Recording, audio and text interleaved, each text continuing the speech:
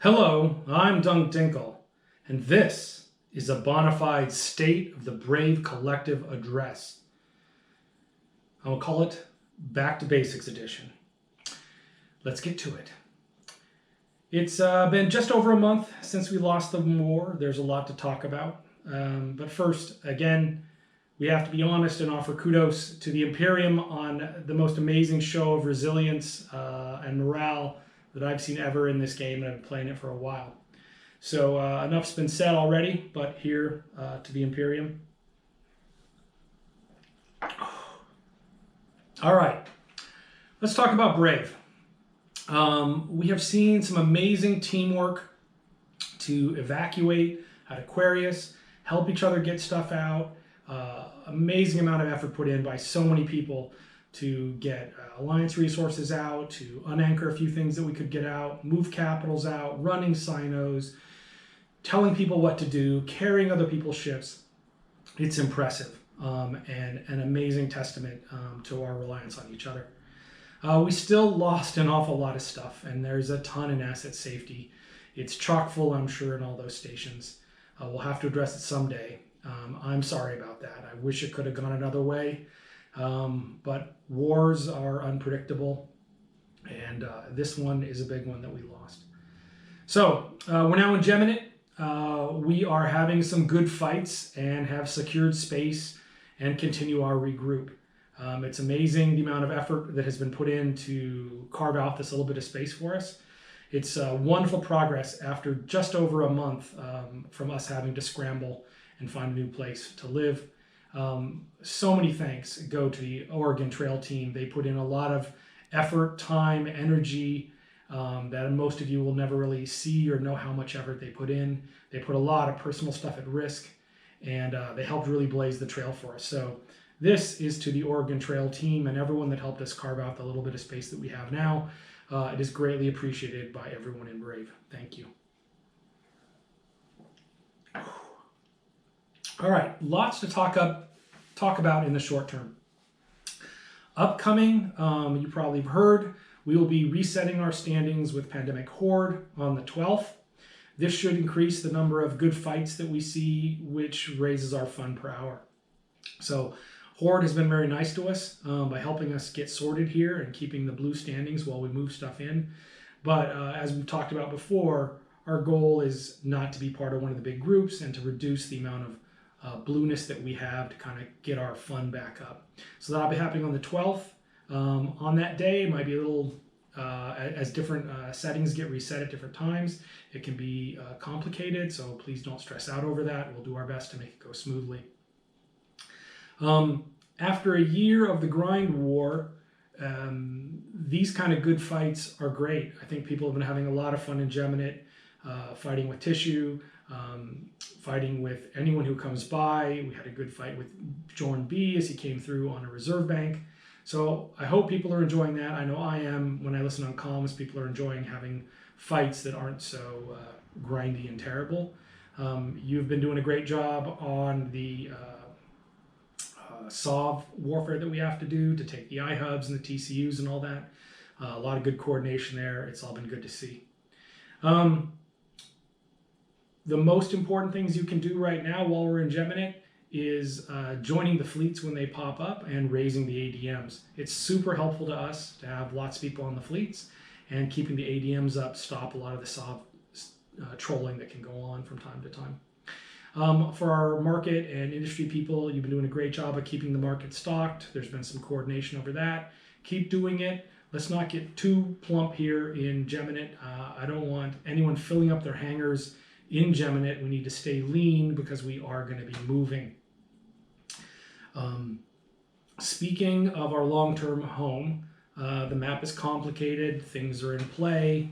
The next generation of wars appears to be brewing. Lots of variables.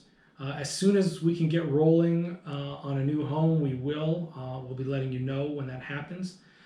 Depending on how cards fall, it could happen next week or it could happen in another month from now. But I need you to be ready to get up and move. And I know it can be frustrating after we just got here, but as we've said all along, Geminate is just a place for us to regroup. We're not putting down a lot of roots here. So I know there can be frustrations. We don't have all the infrastructure that you are used to using, but hopefully when we get to a longer term home, we'll be able to set it up the way that we're used to. I keep referring to it as a longer term home and not a forever home. Some people have been calling it a forever home. And I will remind you that nothing in Eve is forever. It's most likely at some point in the future we will move again after wherever we go to next. So as always, stay lean, you're in brave. Let's see. We are seeing a lot of people that aren't going to want to join us in the new home wherever we go. And we're going to probably see some corps that don't want to make this transition. They're going to leave and choose a different path. And that's fine. That's understandable. After everything everyone's been through, some people are not going to want to carve out a path of independence that we're aiming for here. So there's a lot of transition right now. It's to be expected. I don't want anyone to be upset if someone or a group leaves. It's their choice. They've been through a lot in this war. At the same time, we're seeing more corps join us. People want to kind of be a part of us and do the things we're doing. That's great. How it's going to balance out in the end, it's not something I'm checking on Dotline every day to track. I think people seem to be having fun, at least when I'm in comms, but we'll see when we get to carve out a new space where we are, and we'll go from there. I really want to thank you for all your hard work and the patience in going through this. I know it has sucked to lose the war so badly and in the way we did, but I appreciate everybody keeping good spirits going forward. I do have one ask of you all, as I do listen in on comms a lot. I want to remind you all to, at time to time, to shut the fuck up in comms. There are some of you that like to think that every word that goes through your brain should come out your mouth. That isn't actually the case. It should be something that's helpful and interesting to other people, and maybe not just one other person in comms.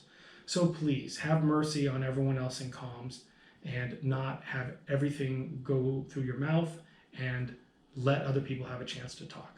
Okay.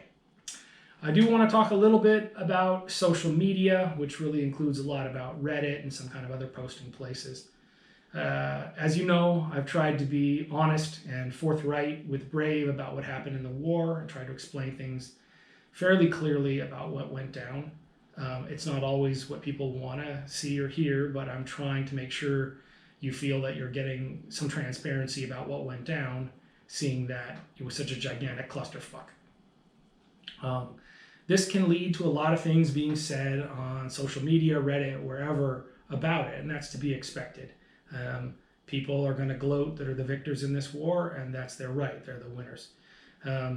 But I don't need you to try and defend me or justify things or speak up on behalf of Brave. There's no winning an argument on the internet. So you don't need to feel like you have to defend me or defend Brave or reply to the things people say, right? They're going to say, they're going to do whatever. Again, it's to be expected.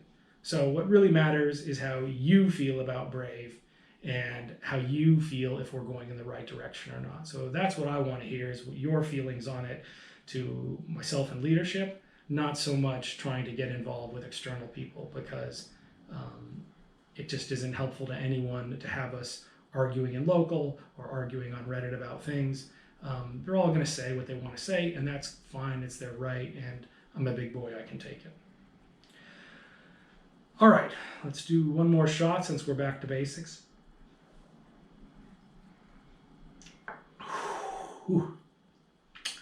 I hope you're all keeping busy in real life. As some of you know, I've been busy with my beekeeping, harvesting a bunch of honey. I hope you all are enjoying some hobbies outside of Eve. In the Northern Hemisphere, summer is waning. In the Southern Hemisphere, I think winter is letting up a bit, if I have things right. So please make sure you're having fun out in the real world. In Brave, let's talk about the future of what we're trying to do.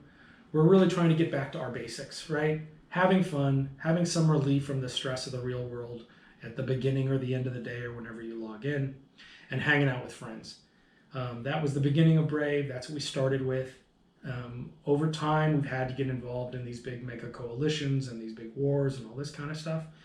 And I really want us to kind of pull back a little bit from that and get more to Brave and Eve as a place that you can log in, have some fun, have some good fights, do whatever gets the dopamine running in your brain and enjoy it, and not be so wrapped up in some of the space politics that go on. That is going to require a lot of hard work and sacrifice to make it a reality. We're going to have to work hard to carve out some new space. We will have an awful lot of people who are neutral to us going forward. I still take the Imperium at their word that they want their revenge on us. So it's not going to be an easy path, but I think if we work hard, we can get to a place in which we're much more back to our basics, being a little bit more independent, I should say a lot more independent about our choices, and make Brave a place that's really about fun per hour and not so much about social or long-term grudges. All right. To make that happen, we're going to be reorganizing a bit to spread the load and get a better focus on key issues. Brave has been notoriously paranoid.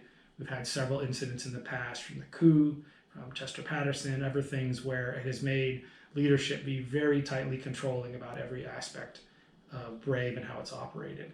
And in some aspects, this has been positive, as we avoided some of the worst.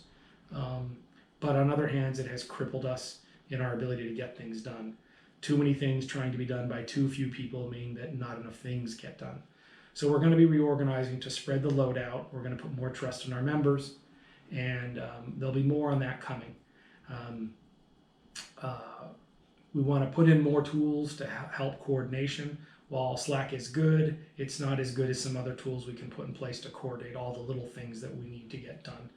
So there's an awful lot that goes into running an alliance of our size, especially if we go back to holding a bunch of space. And we want to put tools in place that allow us to have some confidence that's going to get done. We're going to take our cues from how some of the other groups do it. Most of the other groups in EVE aren't as tightly controlled over this stuff as Brave is, and so we're going to try and work on some of their models. There's going to be a lot more to come on that.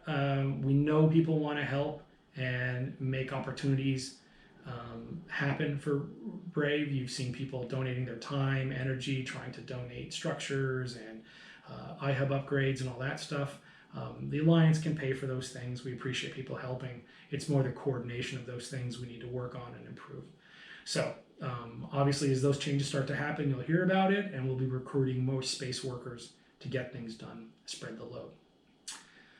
That's all I really wanted to cover today. I appreciate you. I appreciate you taking the time to watch this video. I will see you in space. And for now, stay classy, have fun, and be brave.